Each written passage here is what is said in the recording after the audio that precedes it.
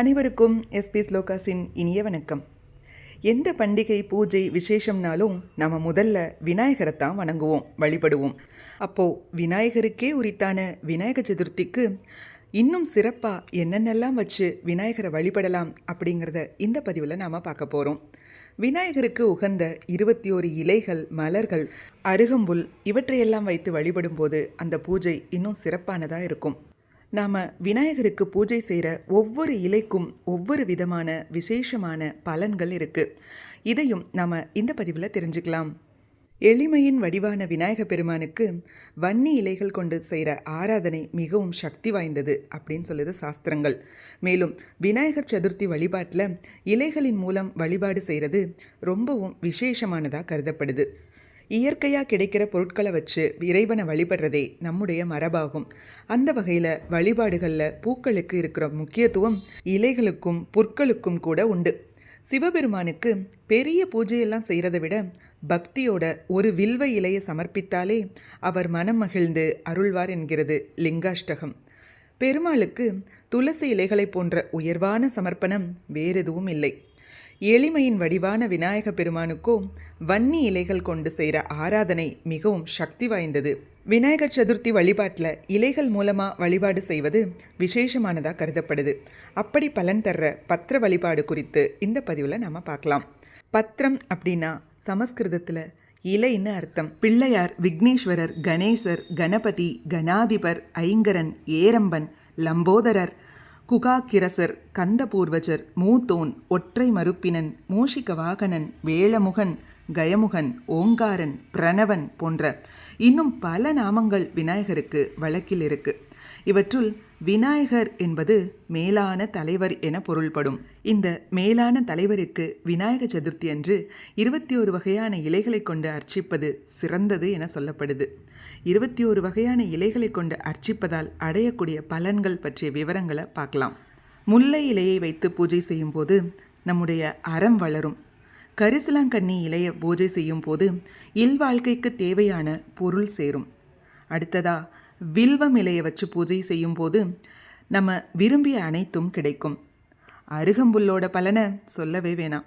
சகல சௌபாகியங்களும் அருகம்புல் வச்சு பூஜை செய்யும் போது நமக்கு கிடைக்கும். இலந்தை இலையை பூஜை செய்யும் போது கல்வியில் மேன்மை அடையலாம். ஊமத்தை இலையை பூஜை செய்யும் போது பெருந்தன்மை நம்ம கைவரப்பெறும். வன்னி இலை கொண்டு பூஜை செய்யும் போது பூலோக வாழ்க்கையிலும் சொர்க்க வாழ்க்கையிலும் நன்மைகள் கிடைக்கப்பெறும்.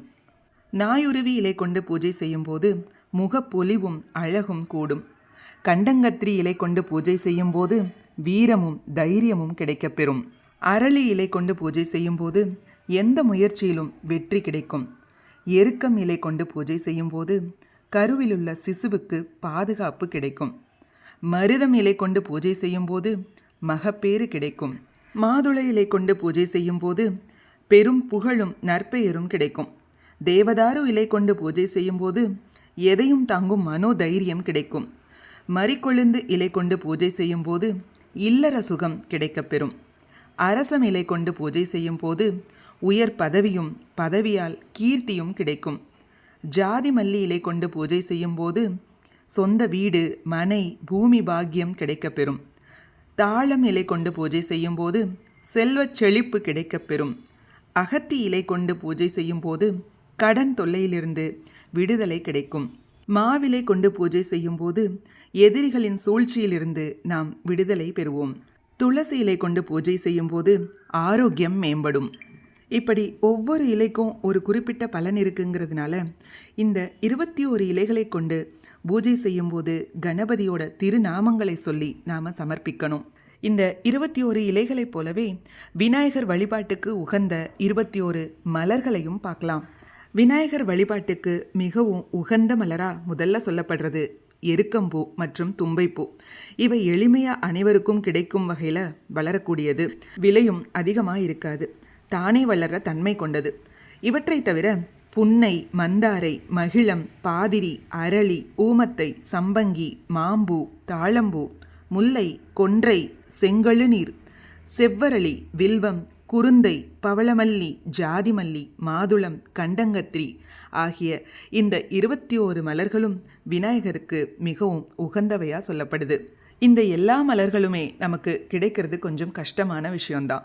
இதில் எந்தெந்த மலர்கள் நமக்கு கிடைக்குதோ அவற்றை வைத்து நாம் விநாயகர் வழிபாட்டை மேற்கொள்ளலாம். இப்படி 21 இலைகள் 21 மலர்கள் கொண்டு அர்ச்சித்து வழிபடுறதை தொடர்ந்து 21 முறை தூர்வா யுக்ம சமர்ப்பணமும் செய்கிறது ரொம்ப முக்கியமான விஷயம்.